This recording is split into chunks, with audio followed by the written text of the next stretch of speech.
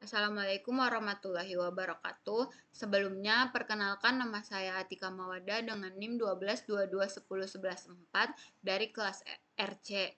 Nah, di sini tuh saya akan menjelaskan tentang perhitungan kolom dari bangunan rumah tinggal 3 lantai yang merupakan tugas besar struktur beton. Nah, berikut adalah soal dari tugas besar, yaitu saya memakai mutu beton yang digunakan yaitu FC Aksen 22 MPa. Berhubung saya kelas RC, nah saya memakai 22 MPa. Nah, kuat tarik tulangan lentur yang digunakan atau FY yaitu 400 MPa, kuat tarik tulangan geser atau FYS yaitu 240 MPa. Nah, tinggi lantai yang dipakai karena saya kelas RC yaitu 4 meter, 4,5 meter. Nah, fungsi bangunan yaitu rumah tinggal. Nah, berikut yaitu tampak atasnya dan tampak sampingnya. Nah, di sini kita akan langsung membahas ke Excel yang sudah saya buat. Nah, di sini tuh Excelnya sebagai berikut. Nah, nilai X yang saya pakai ya seperti yang sudah tadi saya jelaskan, yaitu 4 meter, Y-nya 3,5 meter, dan tinggi bangunannya yaitu tinggi lantai, yaitu 4,5 meter. Nah, di sini ada perhitungan balok. Nah, di perhitungan balok ini tuh terbagi menjadi dua, yaitu perhitungan balok menurut satu sisi, dan yang keduanya itu dua sisi.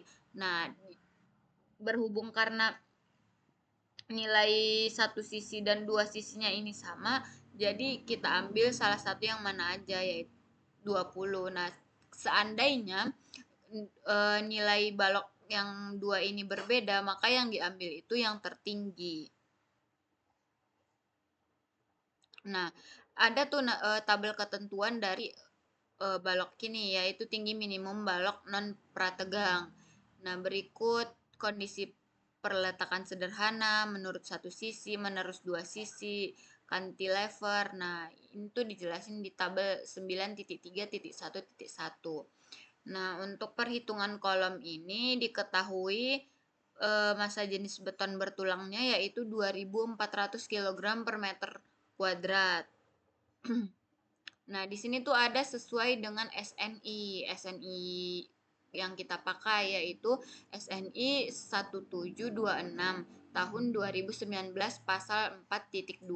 Struktur bangunan gedung dan non-gedung harus didesain menggunakan kombinasi pembebanan sebagai berikut. Nah, adapun kondisi pembebanannya yaitu U sama dengan 1,4 dl, yang kedua U sama dengan 1,2 dl tambah 1,6 ll dan tambah 0,5 lr atau R. Nah, untuk yang ketiga yaitu U sama dengan 1,2 dl plus 1,6 lr atau R plus 1,0 L atau 0,5 W. Nah, untuk yang keempat, U sama dengan 1,2 dl plus 1,0 W plus 1,0 L plus 0,5 LR atau R. Yang kelima, U sama dengan 1,2 dl plus 1,0 E plus 1,0 L. Yang keenam, U sama dengan 0,9 dl plus 1,0 W. Yang ketujuh, U sama dengan 0,9 dl plus 1,0 E. Nah, di perhitungan kolom ini tuh ada namanya load combination. Nah, load combination ini dapat dilihat sebagai berikut. Nah, kita pakai DL, LL, SIDL, LR sama PU max. Nah, karena nilainya yang dapat berikut. Nah, perhitungan platnya tuh yang ini. Kita memakai mutu beton 22 MPa. Nah, FY-nya 400 MPa. Nah, berikut perhitungan LN. Perhitungan LN yaitu yang X-nya ini dikurang dengan 0,15 untuk LY-nya sendiri. IY-nya ini IY, ini IX. IX ini tuh diambil dari nilai bentang X sama bentang Y. Nah, Untuk seterusnya yaitu perhitungan desain lentur.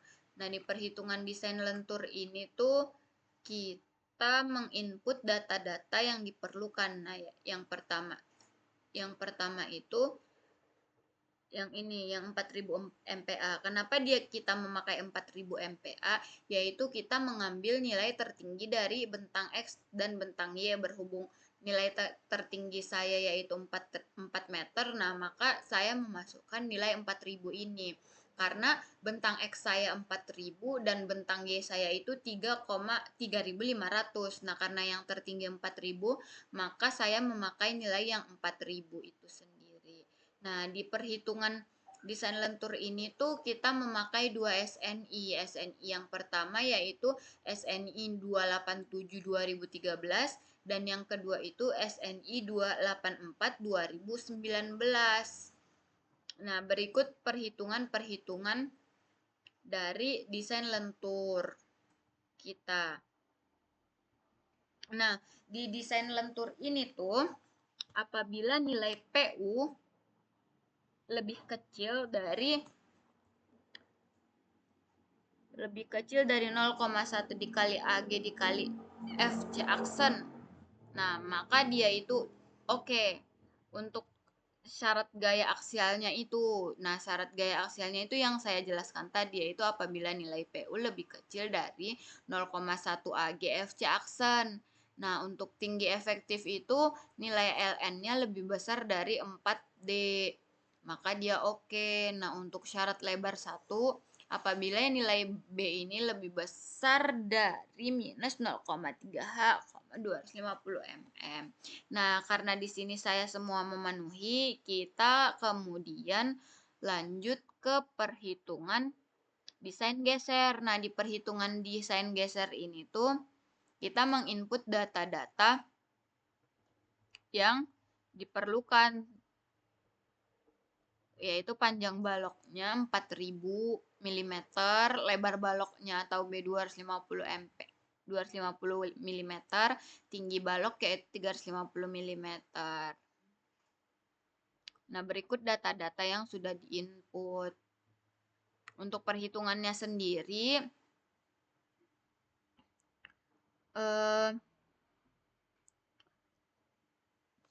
VC yang diperhitungkan nah ini hasil-hasilnya. Di perhitungan desain geser ini juga saya sudah oke. Nah, kemudian kita akan lanjut ke perhitungan selanjutnya, yaitu perhitungan desain torsi. Nah, di perhitungan desain torsi ini juga nilai yang diinput sama-sama di perhitungan desain geser dan desain lentur. Nah, di perhitungan desain torsi ini tuh kita menghitung jenis torsinya, TU pakai, VU, VC, tegangan ultimate geser plus torsi, kapasitas tegangan beton, cek dimensi penampang. Nah, di cek dimensi penampang ini dia tuh memenuhi apabila ruas kiri lebih kecil atau sama dengan ruas kanan. Nah, maka dia akan oke. Nah, untuk perlu tulangan torsi. Nah, ini itu sendiri tuh dia harus nilai TU-nya lebih besar daripada TCR per 4. Nah, terus kemudian